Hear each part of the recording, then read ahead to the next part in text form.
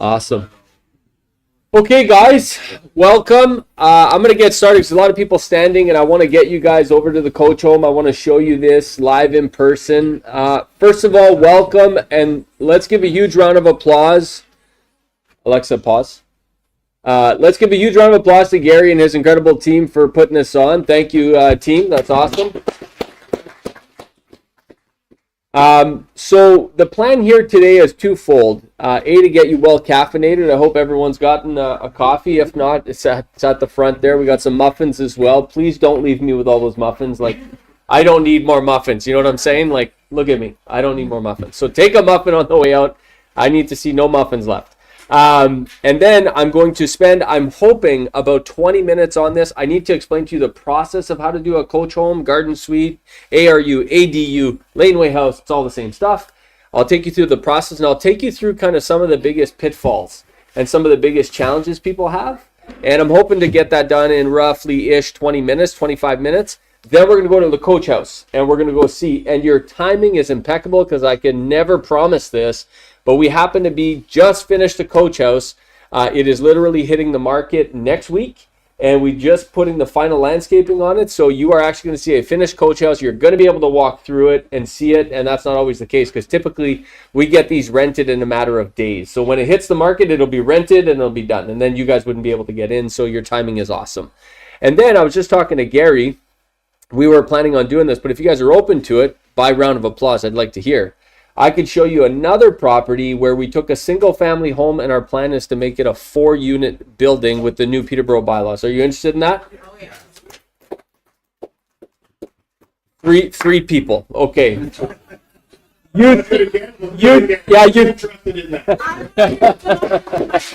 Okay. Perfect. So let's rock and roll through this. Please, there's bathrooms, by the way, in the corner there if you need any. And also, if you have questions, please jump in and ask at any point. By no stretch of the imagination am I covering everything on coach homes because that would just take the whole weekend and we don't have that kind of time. But I'm going to try to rock and roll through this as fast as possible. So the idea here, and as I go through, I'm going to build this case. Let me just go like that. I'm going to build this case for why most investors are trying to find cash flow and it's not the right thing. Stop trying to search for cash flow and start focusing on creating cash flow.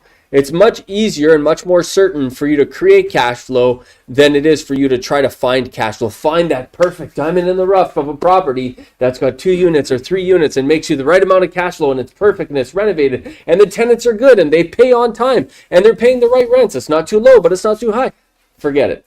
Stop trying to find that and start creating that for yourself. That's what this game plan, what I'm calling the Coach Home Revolution, that's what it's all about. So at the end of the day, the kind of 4 things that this blueprint allows you to gain is, number 1, you get to 2.5x your income out of a property, and I'll show you that. 2, your cash flow goes up substantially. Most single family home investments lose $239 per month on average. Most duplexes make a couple $100s a month, and most duplex plus coach home right now are making somewhere between $800 and up to $1,300 a month, and I'll show you that. The other thing is it lowers your risk in a big way. I don't talk enough about this because it's not sexy, but it is the pinnacle and it is the foundation of real estate. When you add a coach home to your property, you are lowering your risk. Because you don't have 1 income, you don't have 2 incomes, but you got 3 incomes. So if you have a vacancy, you're not 50% vacant, you're only 33% vacant. You're not 100% vacant, so the risk goes down significantly and the quality of tenant goes up significantly. And you're going to see that when you see the coach home today, you're going to be like, I know right now what your reaction is going to be. Your reaction is going to be like, holy shit. And the second thing you're going to say, this is bigger than I expected. Everyone thinks a coach home is a tiny home. That can't be further from the truth. The one you're going to see today is 837 square feet. 837 square feet, which is the perfect coach home. Perfect size for a coach home. Now, every property is different. So my little disclaimer here is you can't take the numbers I'm sharing with you today and apply them to every single property you have. I'm going to try to give you formulas today so you can modify them according to your property, but every property yields different results. So you have to get your property evaluated, okay? Now, what we do at Vistor is, yes, we build coach homes, but we're actually a fully vertically integrated real estate company. Other than selling real estate, we do everything else. That's why we work with Gary and his amazing team, because we don't sell real estate. We work with phenomenal agents like this. And then after you own the real estate, we do everything else. Construction, renovation, property management, and everything in between. So right now at Vistor, we operate and manage $100 million of real estate in Oshawa, Peterborough, Lindsay, City of Kawartha Lakes, Aurelia, and Barrie. Those are the markets we serve. We do renovations in those markets. We do property management in those markets. We do construction in those markets, and we serve those markets. I personally own a lot of real estate in Ontario and in Alberta as well. So here's the coach home program I'm going to run you through so that you understand how it works. First thing that I already talked about, this lowering the risk. I want to start with this because it's one of the least sexy but most important parts of building a coach home. It really lowers your risk and increases your tenant profile. What happens, who here owns single family home? Like just a straight up single family, okay? What happens, there's a certain point in your rent where when you cross a certain threshold, have you noticed your quality of tenant goes down? Because all of a sudden they're trying to pool families together because they can't afford it. And all of a sudden you're getting 2, 3, 4 people trying to share this house because they can't afford it. So a single family home is actually one of the riskiest real estate properties out there. And this significantly lowers the risk and increases the tenant profile, if you will. All of this is possible because of Bill 23. So I'm going to back it up a couple years.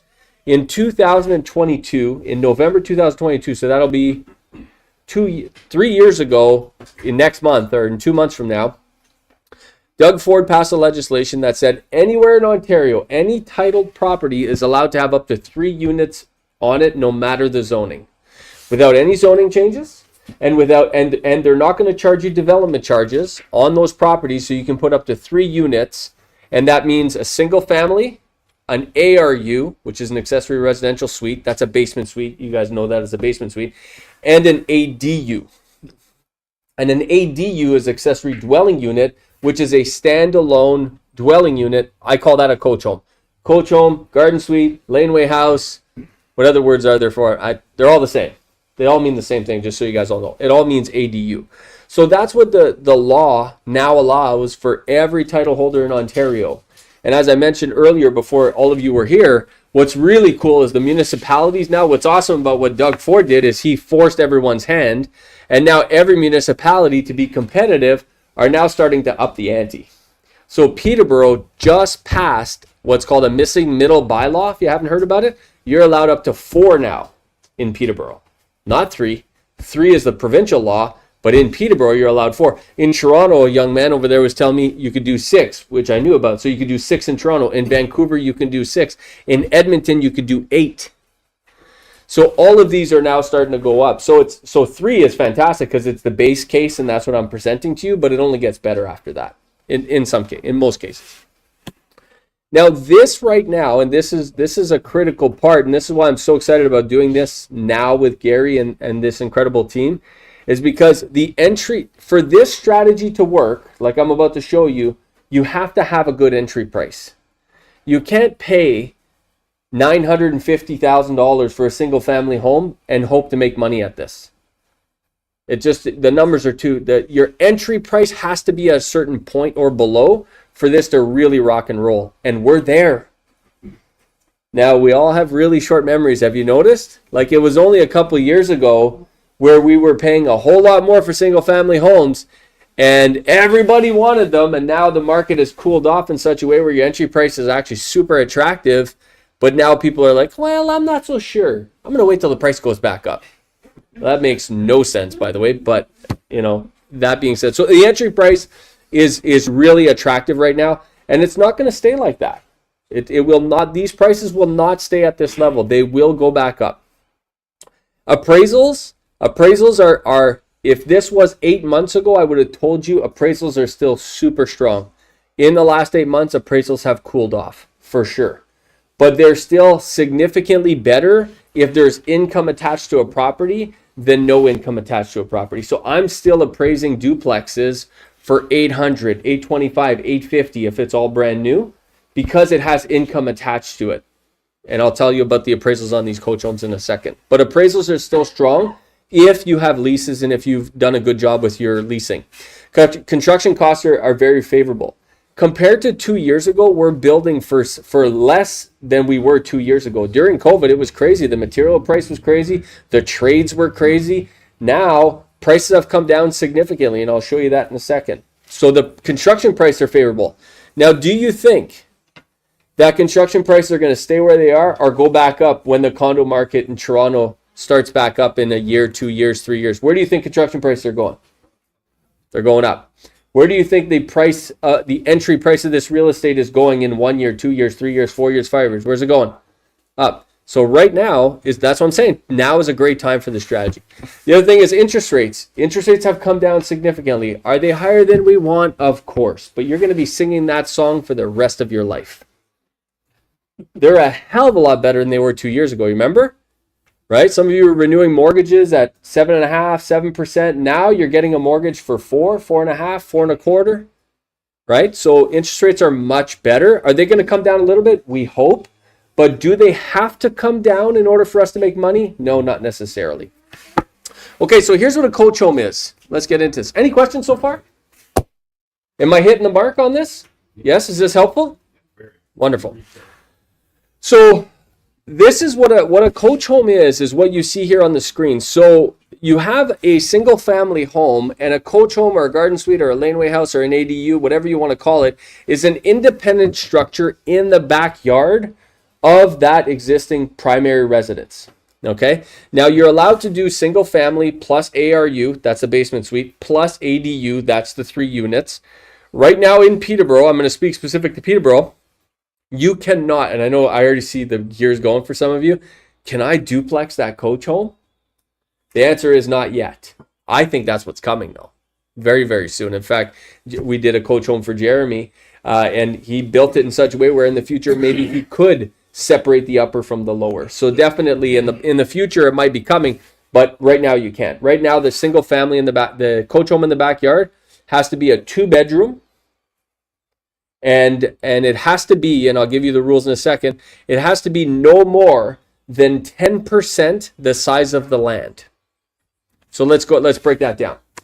Let's say easy math, you have a property that's 70 feet wide by 100 feet deep. How many square feet is that? Quick math. 7,000. That means your coach home could be how big? 700. That's it. So anytime you're shopping for real estate from now on, Gary, Chris, this incredible team, Catherine says, hey, I got this property that you're interested in. Here's the size of the lot. You'll be able to put this size of coach home on there. You should be doing that math mentally right away. 10%. And that's pretty much universal. They're all every municipality is a little bit different, but they're all kind of settling on that 10% in general. But you got to check with your local bylaws, okay? Hey, JG, the 4 units then you'll speak to this later. It's all related to the primary. Correct. Yeah, right now, that's right. Right now, the missing middle bylaw in Peterborough allows you 4 units, but it's got to be in one structure. Now, I'm going to show you how that's very achievable on the second tour, on the second property we're going to visit. Great question, Jeremy. Parking. Catherine said, JG, please talk about parking. It's such a pain in the ass. Yes, parking is your number one nemesis on every single property, okay? What do you need? You need at least 4 parking spots. If you want no questions and you want no problems, you need 4 parking spots. Those can be in tandem, which means back to back to back to back. Does that work for property management? Absolutely not. It's horrible. But this stays in this room and on the internet because this is being recorded. But sometimes what you put on paper is different than what the reality becomes. Do you know what I'm saying? Are you reading between the lines there? So that's important for you guys to know. But you need to show on paper, the plans examiner, who's your biggest nemesis, needs to see 4 clear parking spots that meet the bylaws of how wide and how long they need to be. So 4 of them, if you don't want to be bothered. What happens if you don't have 4 parking spots? Well, by the way, there are options. I don't know if you guys know this, but working with the city is like working with the mob. If you pay them enough money, they go away. I'm not kidding. So you could do what's called a minor variance in order to change the parking requirements from 4 to 3. We just did that for Godfrey. The property you're going to go see, we had to get a minor variance to go from 4 to 3 in order to make it work, and we did. That cost roughly $3,000 to $5,000. You can also do what's called parking in lieu, which you literally pay the city a fee. Sorry, they call it a fee. I call it a bribe. Same shit. You literally bribe them to bring your parking requirements from 4 to 3 or 3 to 2. I just did a suite downtown where we could only get one parking spot. We needed 2. So we paid them $7,349 for them to bring our requirements from 2 to 1. They call it a fee. I call it a bribe. It's the same shit. So, but the point is, if you can't fit the 4 parking, there are ways. Now, this is not JG trying to sell Visture, although I'm always trying to do that. But I've been down this road personally myself many times. Don't try to do those things on your own. You need to bring in experts who have relationships with the city to facilitate those conversations. If you try to go at it on your own, you'll be stuck in that process for months, if not years, where we can get it done in weeks. And it's like a minor variance typically takes 2 to 3 months. A zoning bylaw amendment takes 4 to 6 months. But if you try to do it on your own, it 10x's that time because they just string you along. And if you've ever dealt with the city, you know what I'm talking about. That's just a one-time thing. You can't come back. That's right. Just a one-time fee. Yeah. Okay. How do you solve the parking problem for the tenants if there's more than? I will show you that on site today. Great question. That's a great question. So this is a site plan. This comes as part of your drawings. This is part of what we do at Visture when you do something with us, or you're going to have to do this on your own. But you can see at the back there, that's the ARU at the back. You're not going to see this particular one today, but I'll show you one very similar. You need to have a path. One critical thing that trips everybody up is you need to be within 90 meters of a fire hydrant. If you're not, you have to put in a sprinkler system.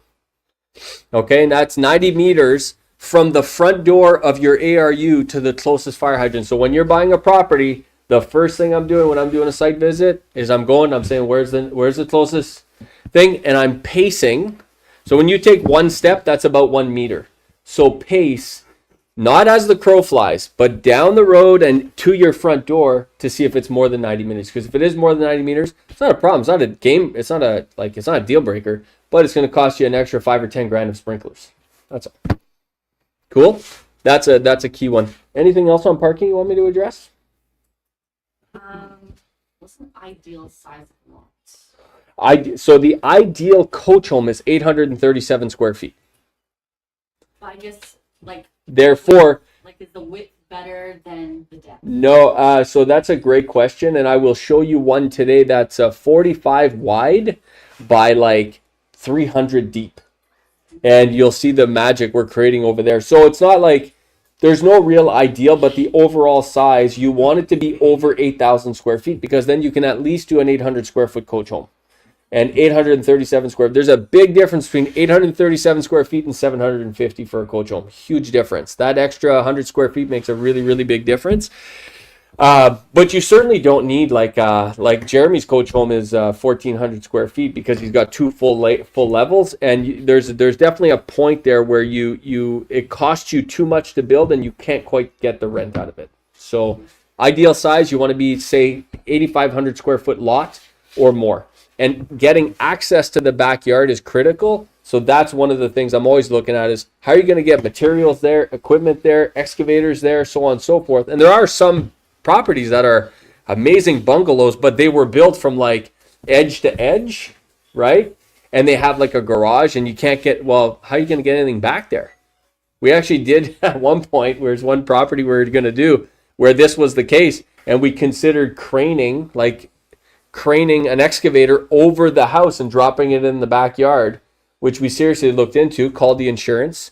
And the insurance is like, oh yeah, you're definitely covered. I was like, okay, so break this down for me. They're like, well, listen, the excavator's there, the crane's there, they're going to lift it up, you're fully covered. The minute that excavator's over the actual house, you're not covered anymore. I'm like, okay. And they're like, and then when it gets in the backyard, you're covered again. So I'm like, at the moment where it's right over the house, and if something goes, they're like, yeah, at that moment you're not covered. I'm like, okay. So So access to the backyard is critical. Great questions. So here's what I call the Visture standard. So if you're doing a suite, you're doing a suite. It's somewhere between $100 and $200 a square foot for a basement suite, depending on site conditions and depending on what you want, what you're getting done. Right?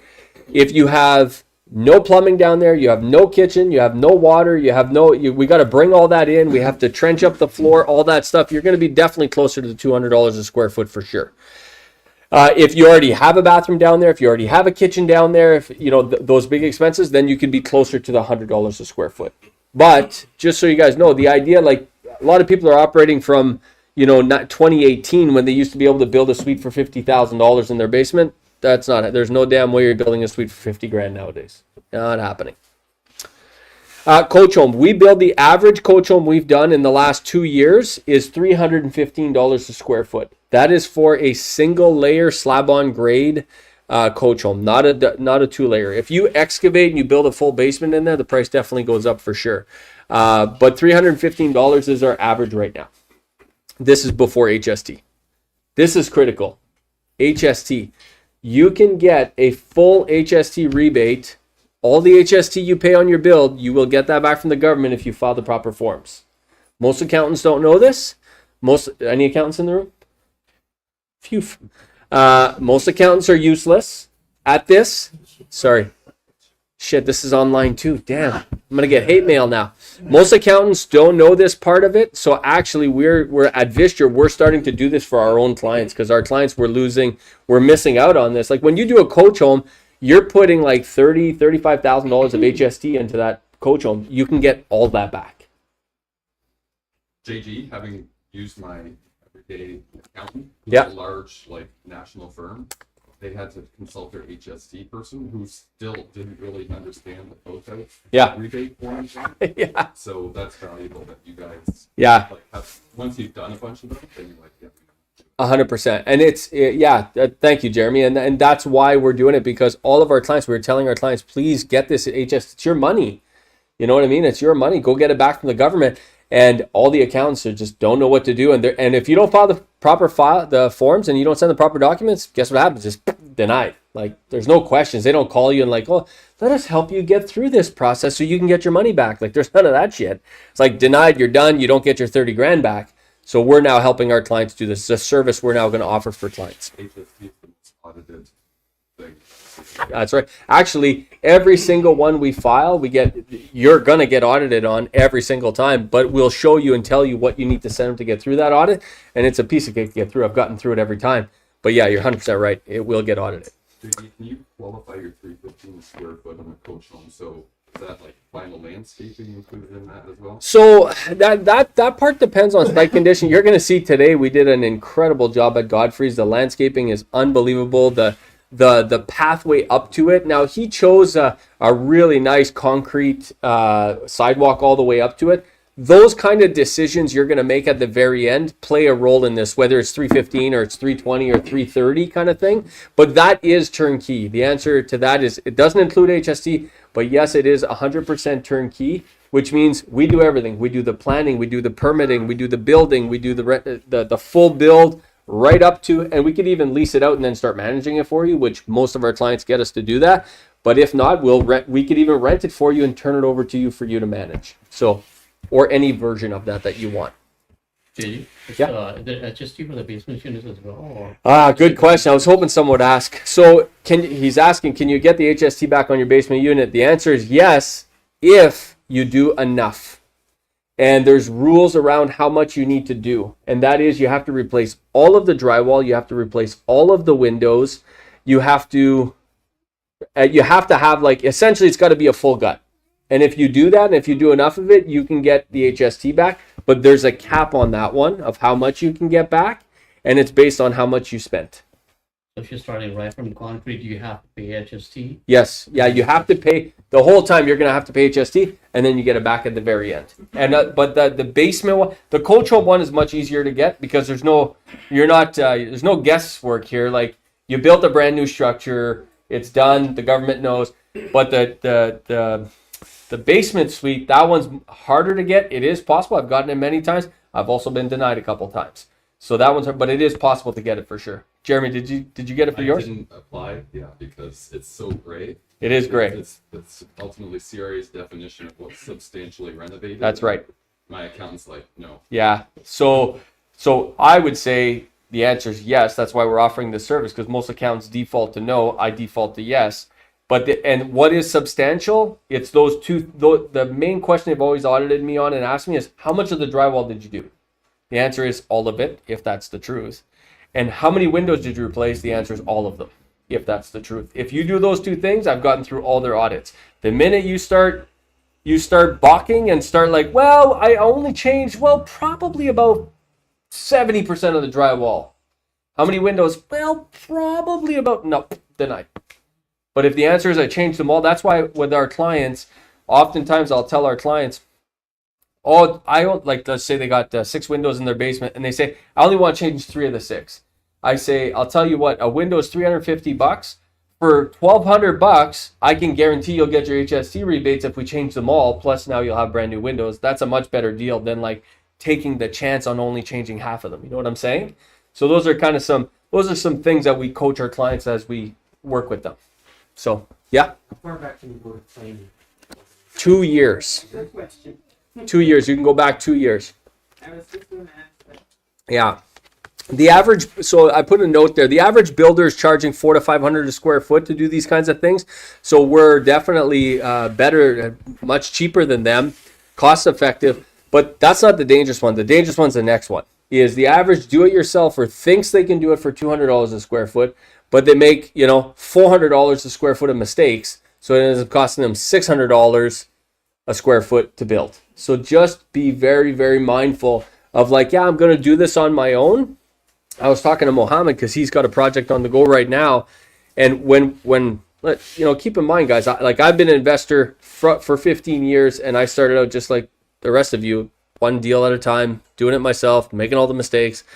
So when we do work with clients, we take them along the journey and we teach them as we do it so that in the future they can do it themselves if they want to do it themselves, right?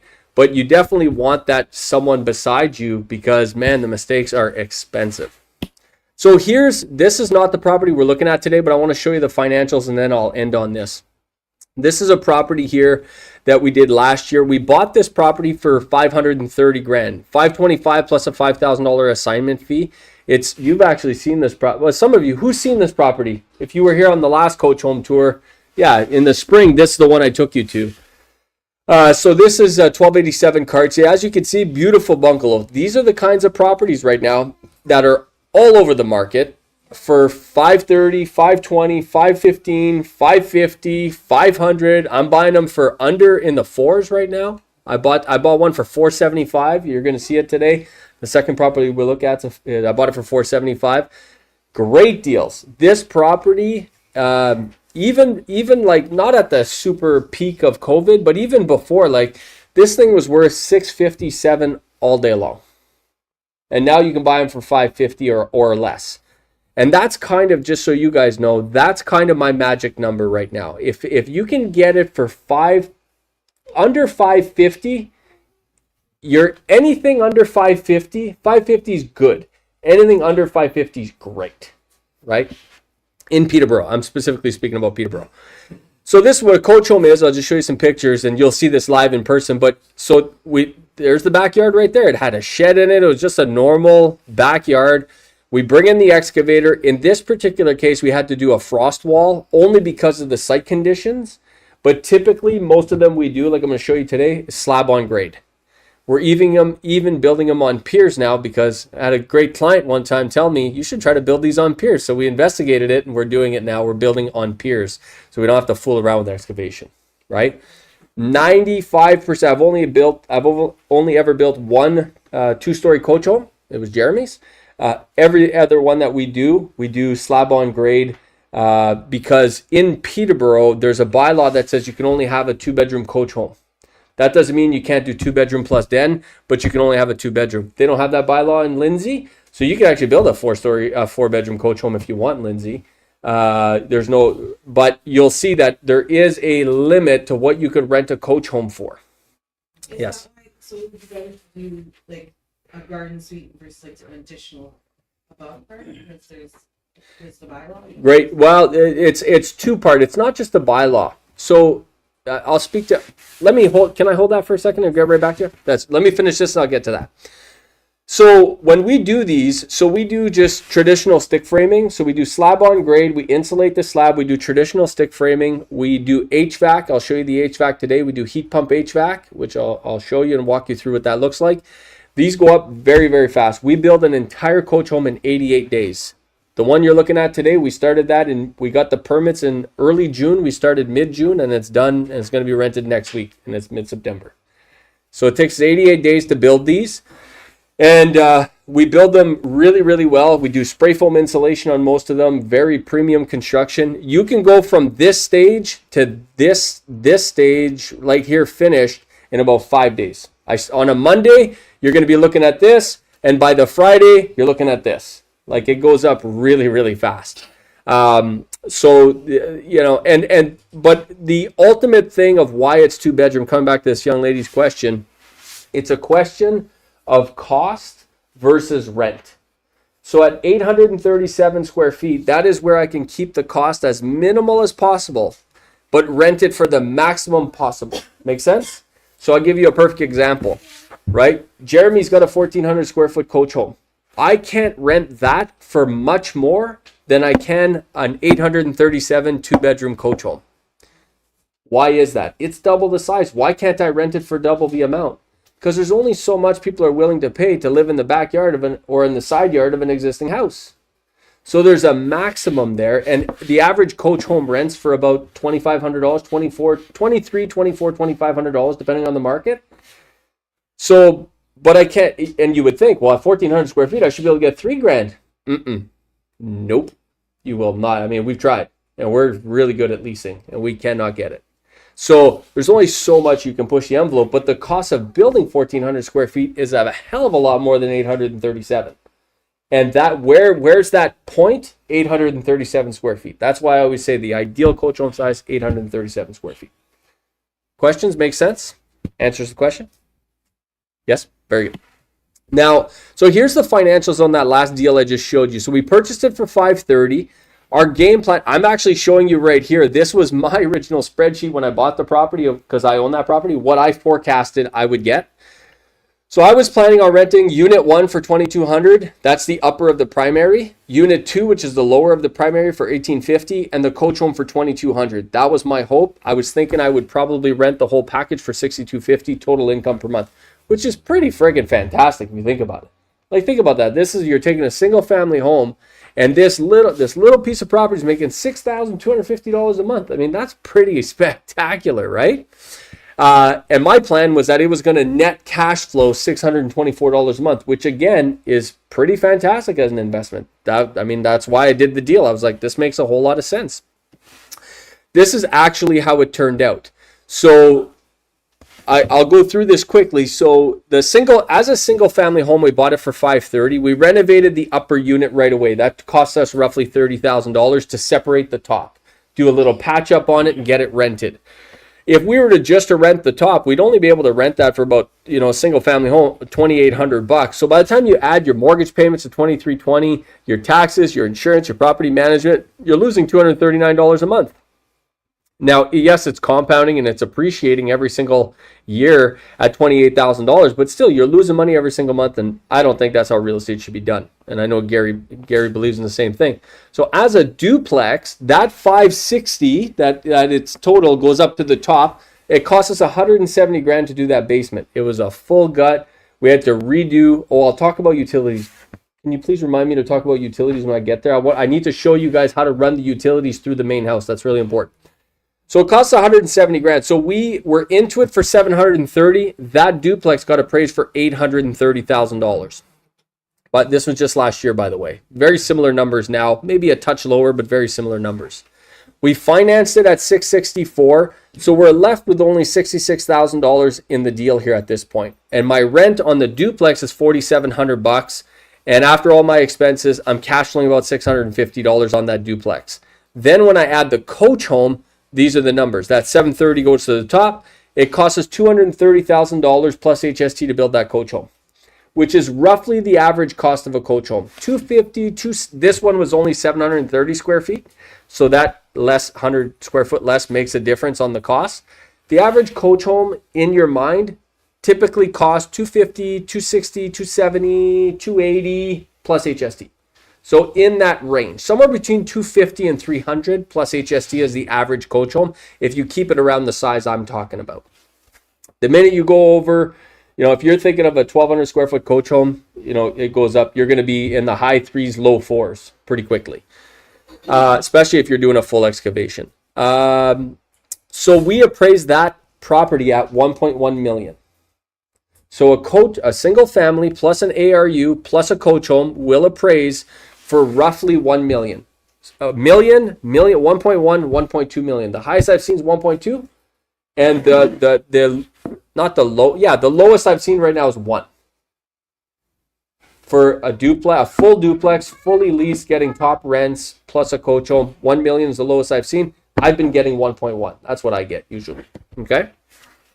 So by the time you finance that at 880 grand, now you only got 80 grand in this deal. So from that single family home, and I started with $112,000 in the deal, I'm left with only $80,000 in the deal. But the actual rent I got on this, I ended up getting $2,300 for the upper, $2,000 for the lower, and I think $2,400 for the coach home. So my total rents are actually $6,750. So the net positive cash flow on this one's $1,327 per month. Good or no? Yes, pretty awesome.